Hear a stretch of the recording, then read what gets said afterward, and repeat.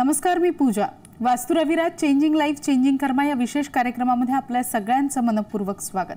आजच्या कार्यक्रमाच्या माध्यमातून आपण वास्तुशास्त्र दुकानांचे या विषयावर सविस्तर मार्गदर्शन जाणून घेणार आहोत आणि या विषयावर आपल्याला मार्गदर्शन करणार आहेत वास्तुशास्त्र तज्ञ डॉक्टर रविराज अहिरराव. तर सगळ्यात आधी मी तुम्हाला डॉक्टर रविराज अहिरराव आणि वास्तू रविराज ही त्यांची संस्था आहे त्याबद्दलची थोडक्यात ओळख करून देते. भारतातील सर्वात मोठ्या वास्तुशास्त्र मार्गदर्शन आणि प्रशिक्षण संस्थेचे संस्थापक म्हणजेच डॉक्टर रविराज अहिरराव. 20 वर्षांची यशस्वी परंपरा असलेल्या वास्तू रविराज या संस्थेने आजपर्यंत 32,000 पेक्षा अधिक परिवारांना, 1,000 पेक्षा अधिक बांधकाम व्यावसायिकांना आणि 5,000 पेक्षा अधिक व्यावसायिक उद्योजकांना वास्तुशास्त्राच्या माध्यमातून संकटातून यशाकडे नेलेलं आहे. त्याचप्रमाणे 8,000 पेक्षा अधिक विद्यार्थ्यांना वास्तुशास्त्राचं प्रशिक्षण देऊन यशस्वी असं वास्तुशास्त्र तज्ञ सुद्धा बनवलेलं आहे. सर्वोत्कृष्ट वास्तुशास्त्राचं मार्गदर्शन असेल, सखोल वास्तुशास्त्राचा अभ्यासक्रम असेल, अतिउच्च दर्जाची वास्तुदोष निवारण उपकरणे असतील आणि सगळ्यात महत्त्वाचं म्हणजे ग्राहकांची सर्वोत्तम काळजी घेऊन खात्रीशीर यश मिळवून देणारी अशी एकमेव संस्था म्हणजेच वास्तू रविराज ही संस्था. सर आपल्या स्टुडिओमध्ये आहेत, तर सरांकडून आजच्या विषया संदर्भातलं सखोल मार्गदर्शन जाणून घेऊया. सर सगळ्यात आधी आमच्या स्टुडिओमध्ये आपलं मनपूर्वक स्वागत. नमस्कार. नमस्कार. आजचा आपला विषय आहे वास्तुशास्त्र दुकानांचं. मला वाटतं मागच्या भागामध्ये सुद्धा आपण वास्तुशास्त्र दुकानांच्या विषयावर सविस्तर मार्गदर्शन तुमच्याकडनं जाणून घेतलं. मात्र काही दुकानं अशी सुद्धा आहेत की जसं तुम्ही त्या भागामध्ये म्हणाला होतात की वेगवेगळ्या दुकानांचं वास्तुशास्त्र जे आहे ते वेगवेगळ्या पद्धतीने तुम्ही मांडत असता. तर आता मला असं विचारायचं की इलेक्ट्रॉनिक उपकरणांची जी दुकानं असतात यांचं वास्तुशास्त्र जे असतं ते कशा पद्धतीनं असतं किंवा ते कशा पद्धतीनं तुम्ही करत असता याचं परीक्षण, या बाबतीत काय सांगा?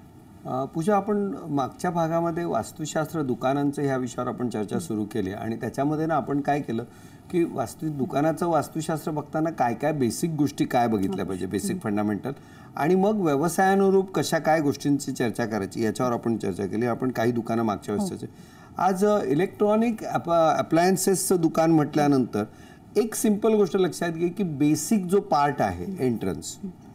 आता इलेक्ट्रॉनिक्स वस्तूमध्ये मॅक्सिमम वस्तू या चैनीच्या वस्तू या कॅटेगरीमध्ये मोडतात. त्यामुळे ज्या बेसिक 7 पॉझिटिव्ह एंट्रन्स आहे ज्या सगळ्यांसाठी पॉझिटिव्ह आहेत त्या इथे ॲप्लिकेबल नक्कीच आहेत. पण जर ह्या चैनीच्या वस्तू लक्झरी आयटम्समध्ये AC हा लक्झरी आयटम आहे, मोबाईल फोन साधा सिंपल सुद्धा आहे तर त्याला आपण नेसेसिटी म्हणू शकतो, पण हाय एंड मोबाईल हा लक्झरीज म्हटला आहे. तर त्या अनुषंगाने असं जर लक्झरी असतील तर लक्झरी प्रॉडक्टसाठी साऊथ वेस्टची एंट्री सुद्धा निश्चित चांगली असते. आता या ठिकाणी एक लक्षात घे की आता इथे ज्या ज्या कोणत्या वस्तू आहेत त्या वस्तूंच्या अनुषंगाने आपल्याला त्याची रचना करावी लागेल. म्हणजे साधारणपणे एक लक्षात घे की जर एअर कंडिशनर्स हे सगळ्यात हेवी आयटम्स, पण आता एअर कंडिशनिंगमध्ये तसं जर बघायला गेलं तर थंड हवा म्हणजे वायुतत्व आलं, पण कॉम्प्रेसर हा अग्नितत्वावर काम करतो आणि हेवी वजन म्हणजे पृथ्वी तत्व आलं. पण साधारणपणे आपण हेवी वजन या अनुषंगाने आपण याची रचना जर साऊथ वेस्टमध्ये केली तर that will be the best. आता टीव्हीचं जर सपोज रचना करायची म्हटली तर TV naturally electrical energy is one part, पण देन साऊंड अँड व्हिडिओ या दोन्ही गोष्टी त्याच्यामध्ये असल्यामुळे कदाचित त्याचा काही अंशी त्याचा परिणाम साऊथ ईस्ट आणि नॉर्थ वेस्ट असा दोन्ही येतो. पण मग तो कमीत कमी जागा, आणि आजकाल टीव्ही वजनाने हलके असतात, पूर्वीसारखे मोठे डबे नाही आहेत, तर त्यामुळे तो जर तसा भाग असेल तर आपण त्याला साऊथ ईस्टमध्ये करू शकतो किंवा नॉर्थ ईस्टमध्ये, किंबहुना तुमच्या दुकानामध्ये कोणकोणत्या वस्तू आहेत आणि त्यांचं सगळ्यांचं वजन, किती स्टॉक ठेवायचं आहे, किती वजन, किती डिस्प्ले करायचे आहेत, किती मॉडेल्स आहेत, यानुसार त्याचं वजन ठरवलं तर सगळ्यात जास्त वजन साऊथ वेस्ट, त्याच्या खालोखाल साऊथ ईस्ट, त्याच्यानंतर नॉर्थ वेस्ट आणि मग नॉर्थ ईस्ट. या पद्धतीने तुम्ही एक करा. आता सपोज AC आणि ओव्हन, आता ओव्हन जसं बघायला गेलं किंवा मायक्रोवेव्ह हे जे प्रॉडक्ट्स आहेत हे पूर्णपणे अग्नितत्व आहे आणि वजनाने त्यामाने हलकं असतात, पण एक्सक्लुझिव्ह अग्नी हा त्यातला महत्त्वाचा भाग आहे, त्यामुळे त्यांना साऊथ ईस्टमध्ये ठेवलं पाहिजे. मोबाईल फोन, कम्युनिकेशन आणि इलेक्ट्रिकल एनर्जी किंवा एक इलेक्ट्रोमॅग्नेटिक एनर्जी, त्यामुळे आयदर नॉर्थ वेस्ट किंवा साऊथ ईस्ट या पद्धतीने ठेवू शकतात. लॅपटॉप, एज्युकेशन आणि क्रिएशन, त्यामुळे नॉर्थ ईस्ट किंवा साऊथ ईस्ट या भागात तुम्ही ठेवू शकता. आणि साधारणपणे अदर गॅजेट्स जे आहेत त्याच्यामध्ये बेसिकली जर त्याच्यातून फायदा होत असेल, गेन म्हणजे घेणाऱ्याला खूप चांगला, आर्थिकदृष्ट्या, तर ते मग पश्चिम दिशेत ठेवलेलं चांगलं आहे. किंवा जर त्याचा सपोर्ट होत असेल, ते सपोर्टिंग डॉक्युमेंट इन्स्ट्रुमेंट म्हणून, तर ते नॉर्थ वेस्टमध्ये ठेवले पाहिजे. अशा गोष्टीने जर आपण त्याची विचार केला तर ते होऊ शकतं. पण जर या गोष्टी शक्य नाहीये आणि तुमचं पुन्हा एकदा प्राईम स्पॉटला आहे, चांगलं दुकान आहे, पण तरी सुद्धा जर कस्टमर येत नाही किंवा नुसती चौकशी करतात, काम सेल होत नाहीये किंवा काही ना काही कारण, किंवा बऱ्याच वेळा तुमचे कस्टमर तुमच्यावर ॲग्रेसिव्ह असतात, ते तुम्हाला 4 गोष्टी सुनावून जातात आणि तुम्ही बॅकफूटवर असतात, तर अशा जर काही कुठल्या ना कुठल्या समस्या, किंबहुना एका शब्दात सांगेन की तुम्हाला तो व्यवसाय करता, तुम्हाला काय प्रॉब्लेम आहे तो प्रॉब्लेम फक्त सांगा. मग त्या म्हणजे वास्तू परीक्षणासोबत मग त्याच्यावर उपाय करू शकतो आणि तिथले निगेटिव्ह म्हणजे वास्तुदोष दूर करून आपण सक्सेस येऊ शकतो. नक्कीच. आता पुढचा प्रश्न असा आहे की इलेक्ट्रिकल आणि हार्डवेअर जी दुकानं आहेत, तर या दुकानांचं सुद्धा वास्तुशास्त्र आहे किंवा वास्तुशास्त्राचं परीक्षण जे आहे ते तुम्ही इतर दुकानांपेक्षा वेगळ्या पद्धतीनं करत असता? इलेक्ट्रिकल आणि हार्डवेअरमध्ये आता कसं माहिती आहे का की हार्डवेअरमध्ये सगळ्या ज्या काही जड वस्तू असतील, मेटल आणि वजनाने जड, पुन्हा तिथे तेच आहे. पण ॲट द सेम टाइम इथे काही ऑइल्स वगैरे प्रकारची गोष्ट असतात, ऑइल पेंट्स असतात, टर्पेंटाईन, डिस्टेंबर वगैरे काय लिक्विड, थिनर्स वगैरे ज्याला म्हणतात, किंवा मग काही ब्रश, ह्या सगळ्या अशा काही गोष्टी आहेत. त्या अशा अनेक गोष्टी आहेत. मग तिथे सुद्धा बेसिकली त्याचं तत्व आणि त्याचं दिशा, म्हणजे पंचमहाभूत आणि दिशा यांचं संतुलीकरण, रंग आणि दिशा यांचं संतुलीकरण करणं, अशा काही गोष्टी आपण करू शकतो. आणि बेसिक गोष्ट आहे की दुकानदाराने साऊथ किंवा वेस्टला उभं राहणं, त्याचं तोंड उत्तर पूर्वेला असणं आणि गिरायकाचं तोंड साऊथला होणं, हा प्रकार जर केला तर यश मिळू शकतं. आणि अर्थात इथे कसं नाही, हे शॉप्स असे आहेत की याच्यामध्ये ना प्रचंड मोठ्या प्रमाणावर प्रॉडक्ट असतं.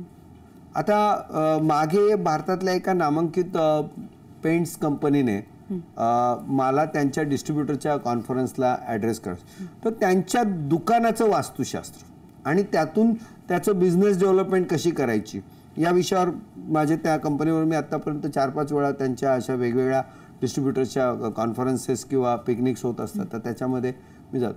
तर मग त्यावेळी एक स्टँडर्ड त्यांच्या दुकानाचा लेआउट घेतो, ते बघतो आणि मग त्याच्यातून त्यांना गायडन्स करू शकतो. अशा गोष्टी करता येतात. नक्कीच. मला वाटतं आणखीन काही वेगवेगळ्या प्रकारची दुकानं आहेत, त्यांचं वास्तू परीक्षण साधारणपणे कशा पद्धतीनं तुम्ही करत असता, आपण त्याबद्दल सविस्तर जाणून घेऊया.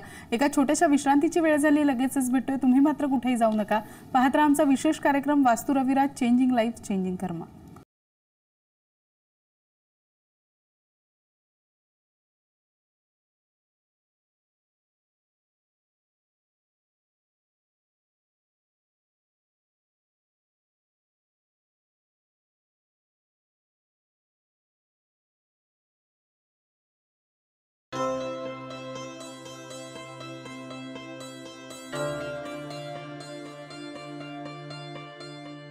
वास्तू रविराज, चेंजिंग लाईफ चेंजिंग कर्मा या विशेष कार्यक्रमामध्ये आपल्या सगळ्यांचं पुन्हा एकदा स्वागत.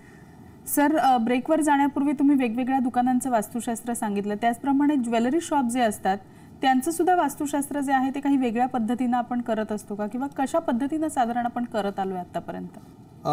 इथे ज्वेलरी शॉपमध्ये एक गोष्ट प्रकर्षाने बघ की ज्वेलरी म्हटलं तर तशा पुरुषांसाठी पण असते, स्त्रियांसाठी पण असते, पण मेजॉरिटी स्त्रिया. तर त्यामुळे याला बेसिकली आणि लक्झरी आयटम, त्यामुळे दक्षिण नैऋत्य म्हणजे दक्षिण आग्नेय किंवा दक्षिण नैऋत्य साऊथ वेस्ट या कुठल्याही रिजनमधला जर त्याचा एंट्रन्स घेतला तर हरकत नाही, किंबहुना तो जास्त लाभदायी असतो. सो हा एक महत्त्वाचा भाग आहे. त्याच्यानंतर ना ज्वेलरी शॉपमध्ये सिल्वर, गोल्ड आणि डायमंड असे 3 सेगमेंट नक्की असतात. त्यामुळे सिल्वरला जर वायव्य दिशा दिली नॉर्थ वेस्ट, गोल्डला जर तुम्ही साऊथ ईस्ट या दिशा दिल्या तर विल बी द बेस्ट, पण डायमंडला एक्सक्लुझिव्हली साऊथ ईस्ट. हां, आणि त्यातल्या त्यात मग नॉर्थ ईस्ट तुम्ही रिकामी हलकी किंवा मग रिसेप्शन लॉबी, वेटिंग लॉबी वगैरे अशा गोष्टी. बरं, ज्वेलरी शॉपमध्ये एक गोष्ट असते की काही गोष्टी म्हणजे तपासणी करणं किंवा काही छोट्या मोठ्या हीट ट्रीटमेंटचे काही कामं नक्की छोटे मोठे रिपेअरिंग, तर तो आग्नेय दिशेमध्ये तो अग्नी असणं हा फार महत्त्वाचा भाग आहे. या जर गोष्टी तिथे फॉलो केल्यात तर त्याच्यानंतर अशा बऱ्याच आहेत. म्हणजे मी आज शेकडो असे ज्वेलरी शॉप केले, म्हणजे अगदी चांगल्या चांगल्या ज्यांच्या नामांकित चेन ऑफ शॉप्स आहेत असे सुद्धा. पण मग म्हणजे कसं असतं की एक नामांकित आहे, प्रचंड मोठा व्यवहार आहे, पण कुठेतरी एक व्यवसाय एका विशिष्ट मर्यादेपर्यंत चालतो आणि नंतर कुठेतरी त्याला काहीतरी त्रास होतो किंवा डाऊनफॉल व्हायला लागला, तर म्हणजे अक्षरशः लीडिंग ब्रँड आहे तो.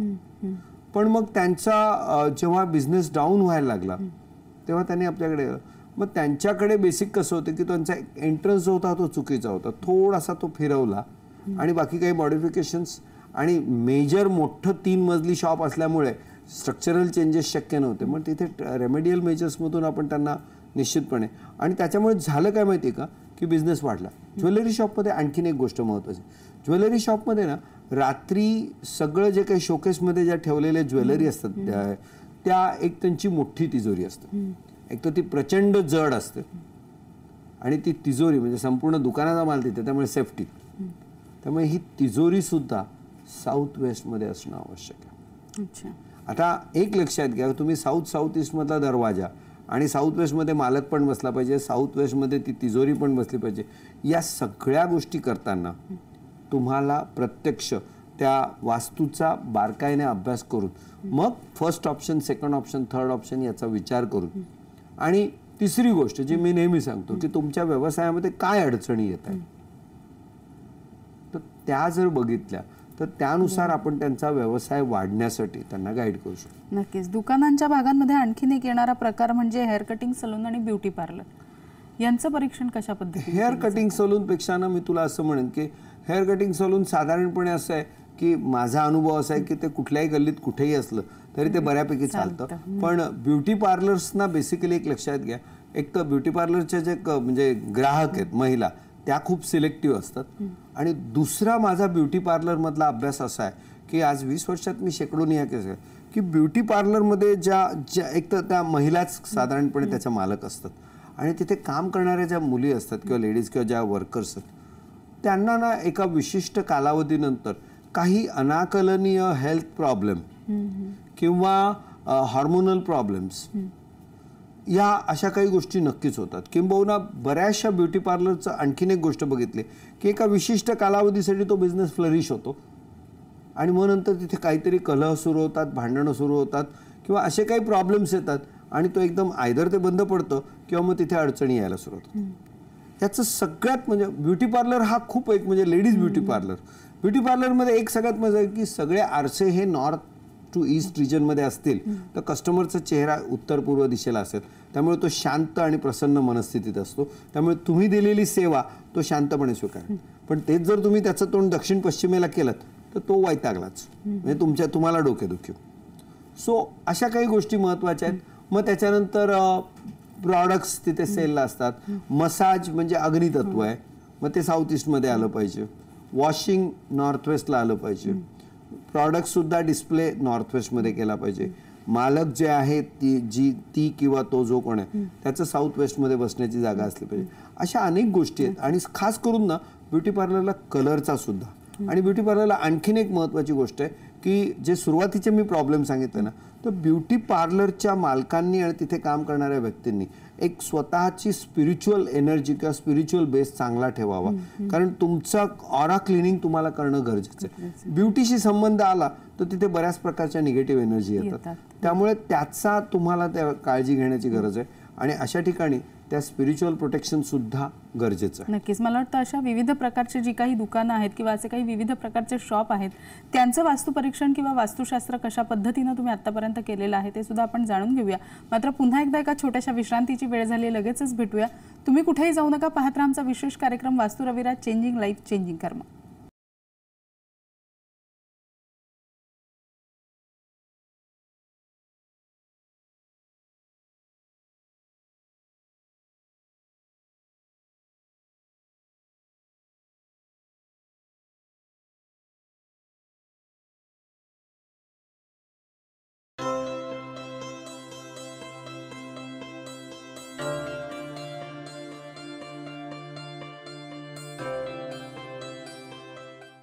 वास्तू रविराज चेंजिंग लाईफ चेंजिंग कर्मा या विशेष कार्यक्रमामध्ये आपल्या सगळ्यांचं पुन्हा एकदा स्वागत. सर, ब्रेकवर जाण्यापूर्वी जसं मी म्हटलं की दुकानांचे अजून काही वेगवेगळे विभाजन आहेत.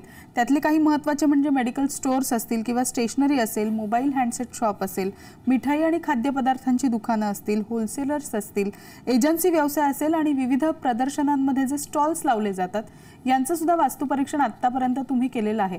मात्र हे सगळ्यांव्यतिरिक्त अजून विविध प्रेक्षकांनी प्रश्न सुद्धा आपल्याला विचारलेले आहेत आणि त्या प्रश्नांची उत्तरं देणं सुद्धा आपल्याला खूप महत्त्वाचं आहे.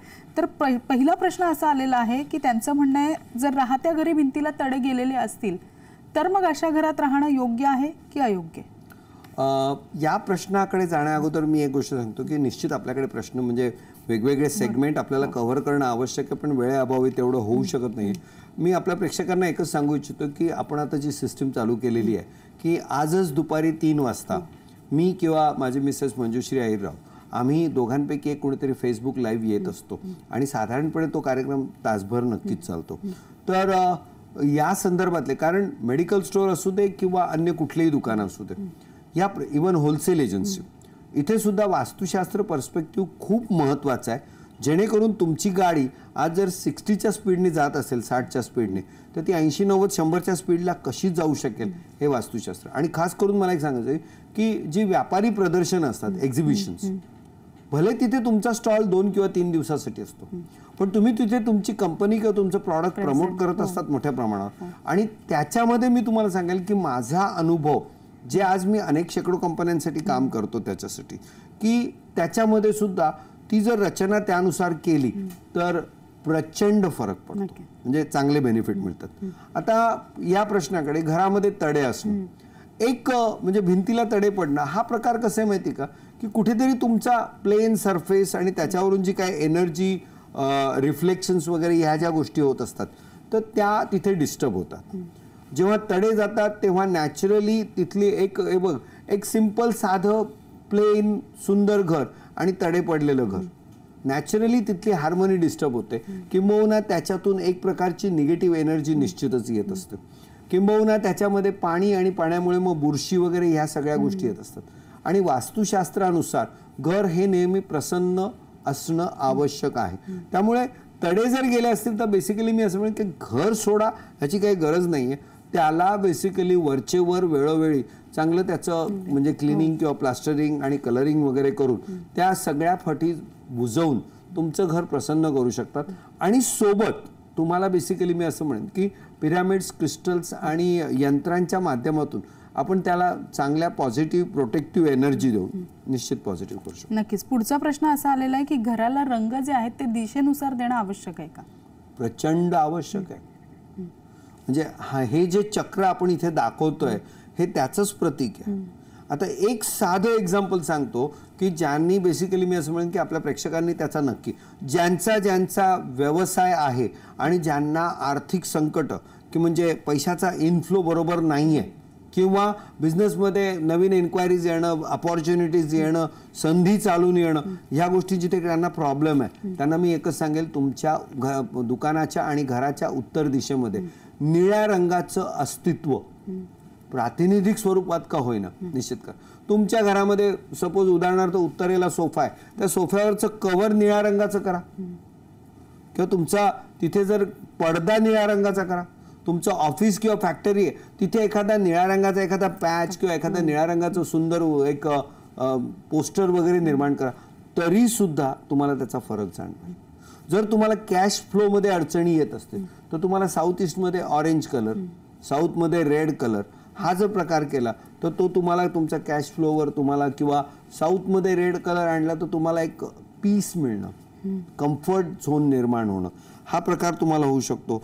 तुम्ही जर तेच जर थोडंसं वेस्ट साऊथ वेस्टमध्ये तुम्ही जर ग्रे किंवा पीच रंग आणला तर त्याचा शिक्षण आणि सेव्हिंग यासाठी फरक पडतो. त्याच्या खालोखाल मी असं म्हणेन की जर पश्चिमेला आपण हे केलं तर बेनिफिट, गेन्स हे तुम्हाला तिथे त्या ग्रे किंवा ब्लॅक किंवा ब्ल्यू या रंगातून मिळू शकतो. सो प्रत्येक दिशेला, पूर्वेला हिरवा रंग पाहिजे, सो अशा प्रत्येक दिशेला वेगवेगळे रंग आहेत आणि त्या रंगांचं फॉलोअप केला तर त्या रंगांच्या माध्यमातून सुद्धा तुमच्या घरामध्ये प्रसन्न वातावरण निर्माण होतं. आणि मग माझं आवडतं वाक्य तिथे येतं की प्रसन्न वातावरणात प्रसन्न मानसिकता, आणि प्रसन्न मानसिकतेमधून उत्कृष्ट कार्यक्षमता, आणि उत्कृष्ट कार्यक्षमतेमुळे उत्कृष्ट यश हे नक्की मिळतं. नक्कीच नक्कीच. मला वाटतं आजचा आपला खरा तर विषय होता की वास्तुशास्त्र दुकानांचं. मात्र आपण लोकांनी इतके भरभरून प्रश्न आपल्याला विचारलेले आहेत, तर प्रत्येक प्रश्नाची उत्तरं देणं आपल्याला प्रत्येक भागामध्ये शक्य नाहीये. मात्र वेळेनुसार आपण प्रत्येक भागामध्ये त्यांच्या प्रश्नांची उत्तरं जरूर देणार आहोत. आजच्या भागामध्ये तुम्ही आमच्या प्रेक्षकांना खूप छान मार्गदर्शन केलं, त्याबद्दल आपले मनपूर्वक आभार. नमस्कार. धन्यवाद. वास्तू रविराज चेंजिंग लाईफ चेंजिंग कर्मा या विशेष कार्यक्रमामध्ये आज आपण इथेच थांबतोय. पुढच्या भागामध्ये आपण वास्तुशास्त्र ऑफिसचा आणि त्याचबरोबर तुम्ही विचारलेल्या प्रश्नांची उत्तरं सुद्धा आपल्याला देणार आहेत वास्तुशास्त्र तज्ज्ञ डॉक्टर रविराज अहिरराव. तोपर्यंत नमस्कार.